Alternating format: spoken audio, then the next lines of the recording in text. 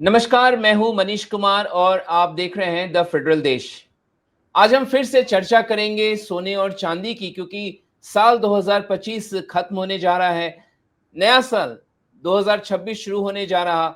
2025 ने में हमने देखा कि सोने और चांदी ने अपने निवेशकों को बहुत ही शानदार रिटर्न दिया। तमाम विश्लेषक, तमाम जो जानकार हैं, उन सब के अनुमानों को भी शायद मुझे लगता है पीछे छोड़ दिया। तो आज हम इसी पर चर्चा करेंगे कि नया वर्ष कैसा रहेगा कमोडिटी में निवेशकों के लिए, स्पेशली सोने और चांदी को लेकर यहाँ से क्या अनुमान है। तो आज इस पर चर्चा करने के लिए हमारे साथ बेहद ही खास मेहमान जुड़ गए हैं, मनोज कुमार जैन, पृथ्वी फिनमार्ट के, जो कि वो डायरेक्टर हैं और हेड ऑफ कमोडिटी भी हैं।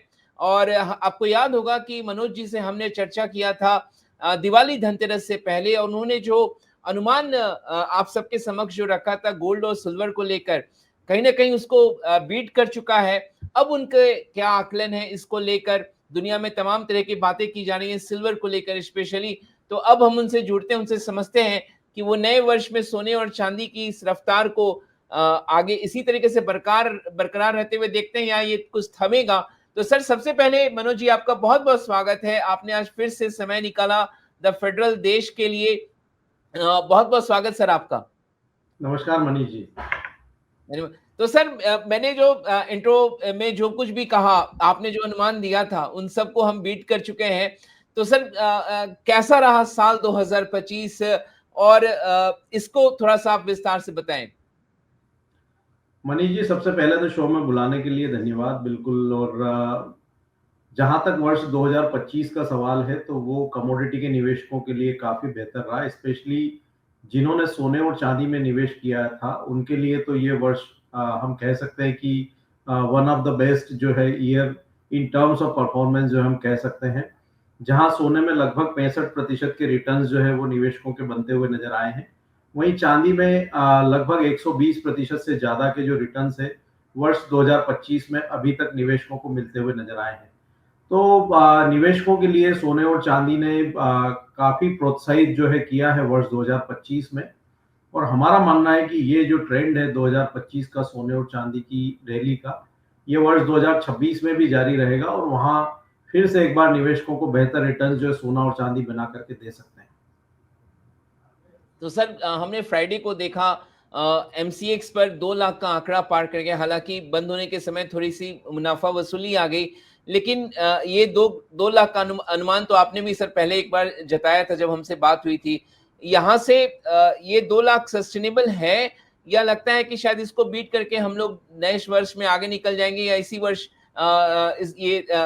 जो लेवल है ये देखने को मिलेगा?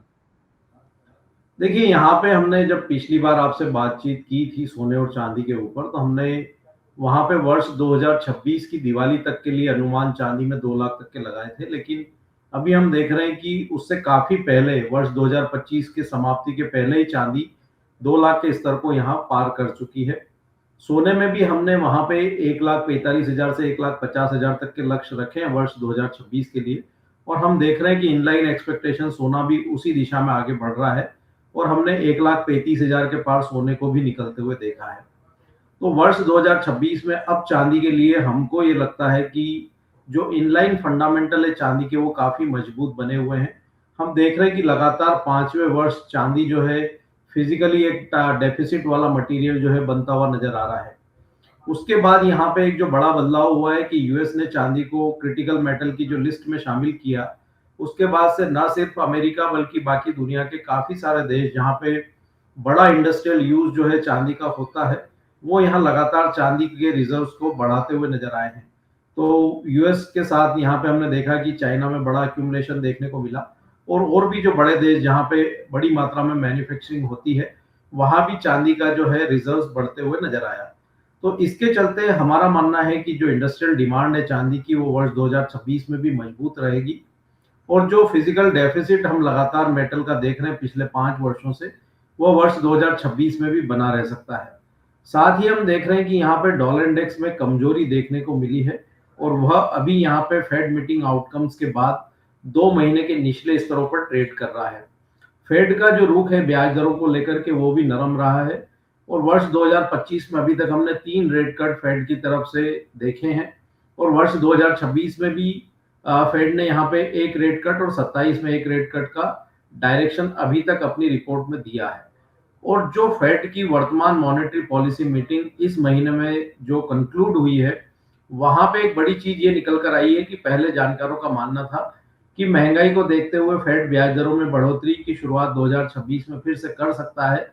लेकिन वहां पे फेड चेयरमैन ने साफ तौर पर संकेत दिए हैं कि वर्ष 2026 में फेड का ब्याज दरों में बढ़ोतरी को लेकर के कोई अभी यहाँ पे रुझान नहीं है।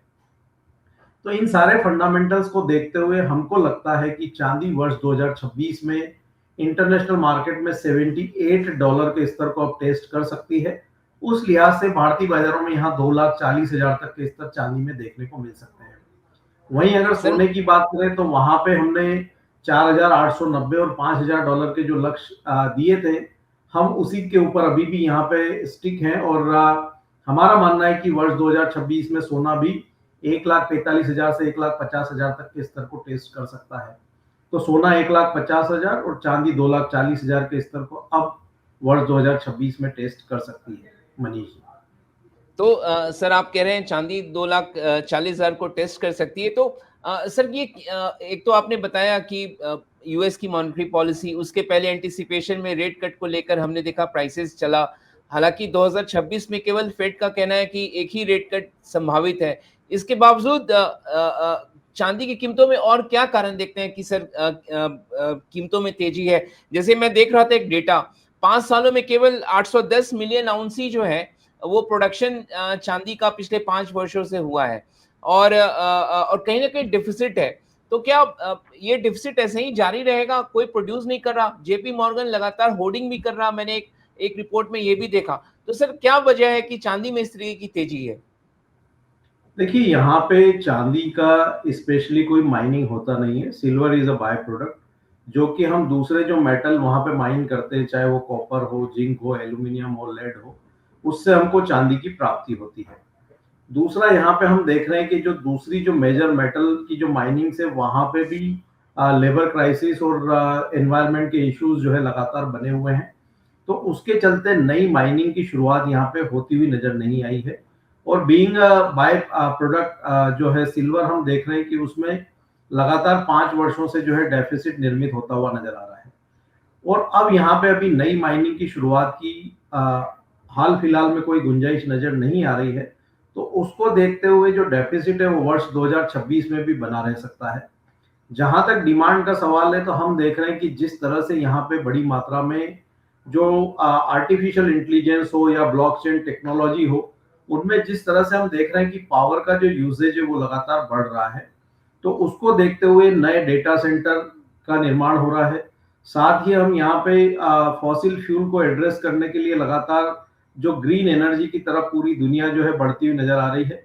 तो उसमें चाहे वो सोलर इंडस्ट्री हो या इलेक्ट्रॉनिक व्हीकल इंडस्ट्री हो, तो इस तरह की जितनी भी जो नई टेक्नोलॉजी है, वहां पे सिल्वर का जो यूसेज है वो लगातार बढ़ रहा है।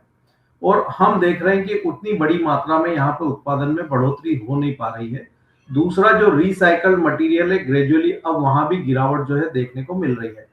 तो ऐसी स्थिति में हमारा मानना है कि वर्ष 2026 में जो डिमांड है वो बेहतर बनी रहेगी और जो उत्पादन है उस मात्रा में बढ़ता हुआ नजर नहीं आएगा।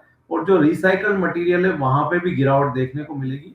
तो जिसके चलते जो मजबूत फंडामेंटल है चांदी के, वो बने रहेंगे और कीमतों में वहां से सपोर्ट आते रहेंगे।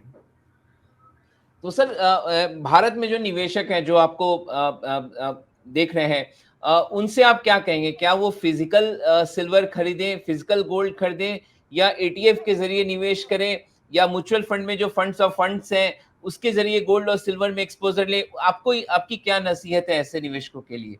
देखिए, डिपेंड करता है कि निवेशक का जो साइज है वो क्या है और टाइम होराइजन क्या है। अगर निवेशक अपने ओन यूज के लिए ले रहा है, जबकि जो उनको भविष्य में फिजिकल मेटल की जरूरत है, तो फिर वो वहां पे फिजिकल का रुख कर सकते हैं। लेकिन वो केवल निवेश के रूप में ही यहाँ पे सोने चांदी में जो है पैसा लगाने का सोच रहे हैं, तो फिर उनके पास यहाँ पे म्यूचुअल फंड के साथ साथ सोने और चांदी के ईटीएफ का भी विकल्प है। तो यहाँ पे जो इन्वेस्टर का रिस्क अपेटाइट है और जो टाइम होराइजन है, उसके हिसाब से वो विकल्प चुन सकते हैं। अगर छोटे निवेशक हैं तो सोने और चांदी के जो फंड ऑन फंड है वहां पे एक निश्चित रकम वो एसआईपी के रूप में निवेश कर सकते हैं। अगर मार्जिनल इन्वेस्टर हैं तो वो वहां पे ईटीएफ का जो डायरेक्ट लिस्टिंग है, चाहे वो बॉम्बे स्टॉक एक्सचेंज हो या नेशनल स्टॉक एक्सचेंज हो, वहां पे सोने और चांदी की जो भिन्न भिन्न असेट मैनेजमेंट कंपनीज के ईटीएफ लिस्टेड है, उनमें अपना पैसा लगा सकते हैं। और तीसरा, अगर जो बड़े निवेशक हैं जिनको बड़ी मात्रा में पैसा लगाना है, तो एमसीएक्स जो मल्टी कमोडिटी एक्सचेंज है, वहां पे सोने और चांदी की डिलीवरी भी वो डीमेट फॉर्म में लेकर के रख सकते हैं। लेकिन इस पूरे ही कवायद में निवेशकों को एक चीज का बहुत साफ तौर पर ध्यान रखना है कि जो भी प्रोडक्ट निवेश के लिए वो ऑप्ट कर रहे हो, वो सेफ हो, सिक्योर हो और रेगुलेटेड हो। मतलब भारत सरकार, रिजर्व बैंक ऑफ इंडिया और आपका security exchange board of India का जो रेगुलेशन है, उन प्रोडक्ट के दरमियान होना चाहिए। ऐसे ही प्रोडक्ट में उनको निवेश करना चाहिए। जो नॉन रेगुलेटेड प्रोडक्ट है, वहां पे निवेश से बचना चाहिए। सर, एक हमने अभी हाल फिलहाल में देखा, पीएफआरडीए जो पेंशन फंड की जो रेगुलेटरी अथॉरिटी है, उसने निर्णय लिया कि जो पेंशन फंड में लोग जो इन्वेस्टमेंट करते हैं, वो भी पैसा अब सिल्वर गोल्ड ईटीएफ में इन्वेस्टमेंट के लिए जाएगा। तो इसको आप इस फैसले को किस तरीके से देखते हैं? क्या ये और ज्यादा गोल्ड और सिल्वर के प्रति लोगों को लुभाएगा निवेश करने को लेकर? निश्चित रूप से हम देख रहे हैं कि सोना और चांदी दोनों एक ऐसे एसेट क्लास रहे हैं जिसने लंबी अवधि में निवेशकों को कभी निराश नहीं किया है। और हम देख रहे हैं कि जिस तरह से यहाँ पे जो ग्लोबल अनसर्टेनिटी बनी हुई है, हम देख रहे हैं कि यहाँ पे फाइनेंशियलाइजेशन का दौर है, यहाँ पे हम देख रहे हैं कि जो डी डॉलराइजेशन का दौर है। तो इसको चलते हुए जितने भी जो प्रीशियस मेटल्स है, चाहे वो सोना हो, चांदी हो, प्लेटिनम हो, तो वहां पे निवेश का जो रुझान है वो लगातार निवेशकों को बढ़ा है।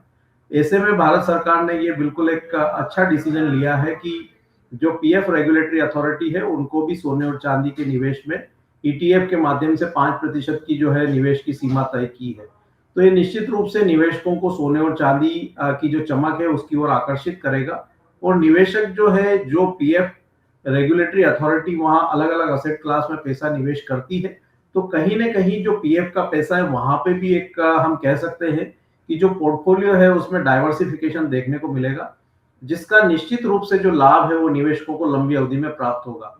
तो ये एक बड़ा लैंडमार्क डिसीजन है और ये बिल्कुल इसका जो है लंबी अवधि में अगर हम देखेंगे तो निवेशकों के हित में ये निर्णय होता हुआ नजर आएगा। सर, निश्चित तौर पर लेकिन एक जो लोगों के मन में ये सवाल उठता होगा सर कि 2020 और 2024 सितंबर तक हमने देखा कि मार्केट्स ने, स्टॉक मार्केट स्पेशली इक्विटी की मैं बात कर रहा हूं सर, उसने बहुत ही फिनोमिनल रिटर्न दिया निवेशकों को। लोगों ने मल्टी बैगर स्टॉक्स इस दौरान देखे। उसके बाद कहा गया सितंबर अगस्त के आसपास की मार्केट में बबल है। तो ये जो हम सिल्वर और गोल्ड में जो निवेशक हैं जिन्होंने अभी तक निवेश नहीं किया, इस लेवल पे निवेश करने से थोड़ा सा हिचकते होंगे, उनको लगता होगा कि ऐसा तो नहीं कि ये बबल है। उनके जो मन में जो ये सब सवाल आ रहे होंगे, उसको सर कैसे आप दूर करेंगे? देखिए, यहाँ पे कोई भी असेट क्लास में जब रैली चलती है तो एक निश्चित समय के बाद वहां पे करेक्शन या मुनाफा वसूली हम कहते हैं कि वो होते हुए नजर आता है। और जिस तरह से हम इक्विटी मार्केट में मुनाफा वसूली देखते हैं, उस तरह से चाहे वो सोना हो, चांदी हो या और भी कोई असेट क्लास हो, वहां भी मुनाफा वसूली देखने को मिल सकती है।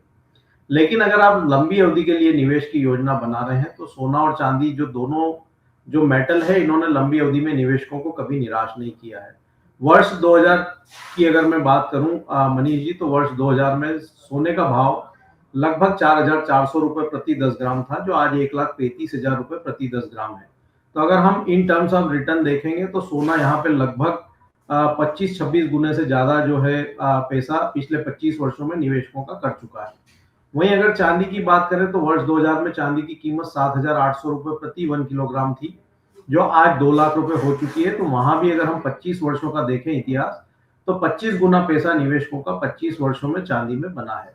तो छोटी अवधि में कोई भी एसेट क्लास हो, वहां पे ऊंच नीच या मुनाफा वसूली या वॉलेटिलिटी हम कहें, वो रह सकता है। लेकिन जो दोनों प्रीशियस मेटल है, उनका नेचर लंबी अवधि में हमेशा पॉजिटिव रहा है।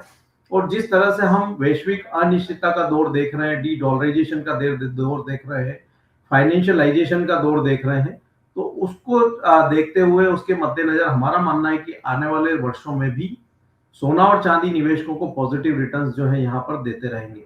शॉर्ट टर्म में हो सकता है कि आपको कुछ समय वहां पे रिटर्न आते हुए नजर नहीं आए, लेकिन जब आप 5 या 10 या 20 वर्षों के लिए पैसा लगाते हैं, तो दूसरे एसेट क्लास के कंपैरिजन में सोना और चांदी भी आपको अच्छा रिटर्न बना करके देंगे। और पिछले 25 वर्षों का ही अगर हम कंपैरिजन करें, तो सोना और चांदी ऐसा असेट क्लास रहा है जिसने निवेशकों को दूसरे असेट क्लास के कंपैरिजन में बीट किया है, मतलब आउट परफॉर्म किया है। सोने ने 25 वर्ष की तुलना अगर आप किसी भी असेट क्लास से करोगे तो आपको वहां पे बेहतर रिटर्न सोने का ही नजर आएगा।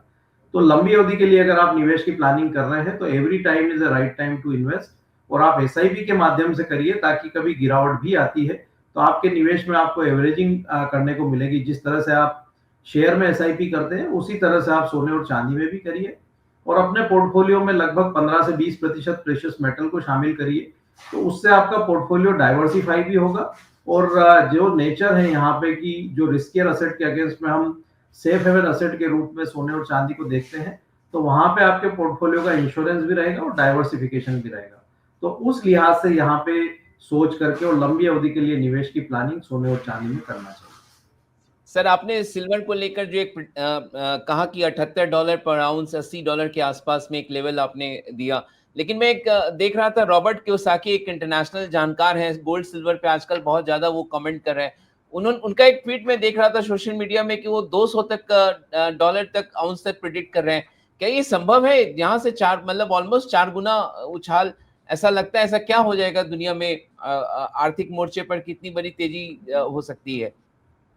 देखिए, यहाँ पे अगर कोई भी चीज यहाँ पे डेफिसिट में होती है तो उसमें भाव किसी भी सीमा तक बढ़ सकते हैं, उसमें कोई इत्तेफाक नहीं है। लेकिन जहां तक रॉबर्ट कियोसाकी का सवाल है तो मैं उनके स्टेटमेंट से कोई इत्तेफाक नहीं रखता हूं, क्योंकि एक समय में वर्ष 2025 में ही उनका स्टेटमेंट आया था कि चांदी 55,000 हो जाएगी, जहां पे निवेशक उसमें बुरी तरह से ट्रैप हुए थे, और वहां पे काफी बड़ी मात्रा में शॉर्ट सेलिंग जो है निवेशकों की निर्मित हो गई थी, जब चांदी के भाव लगभग 88,000 थे।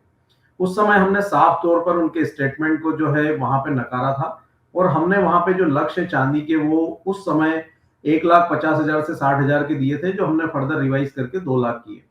तो हम ऐसे कोई भी स्टेटमेंट से इत्तेफाक नहीं रखते हैं, लेकिन जहां तक अभी जो वर्तमान जो फंडामेंटल्स है और जो ट्रेंड है उसको देखते हुए हमारा जो लक्ष्य है वो $78 का है इंटरनेशनल मार्केट में, और भारतीय बाजारों में 2,40,000 का है।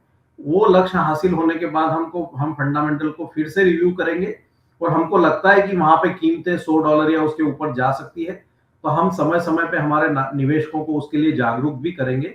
लेकिन वर्तमान में अभी $78 और 2,40,000 तक की जो संभावना है वो फंडामेंटल्स और टेक्निकल्स को देख करके नजर आती है। यानी सर, आप $100 को रूल आउट नहीं करते हैं? $100 तक भी एक बार $80 क्रॉस कर गया तो शायद ये 100 तक भी जा सकता है।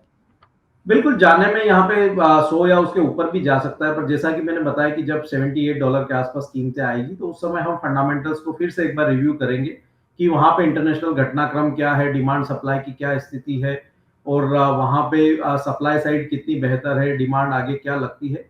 वो सारे फैक्टर्स को हम देख करके फिर एक बार वहां रिव्यू करेंगे कि अब वहां से क्या जो ट्रेंड है वो चांदी का रह सकता है। लेकिन वर्तमान में जैसा कि मैंने बताया $78 तक अभी यहाँ पे संभावनाएं नजर आती है, और भारतीय बाजारों में 2,40,000 तक।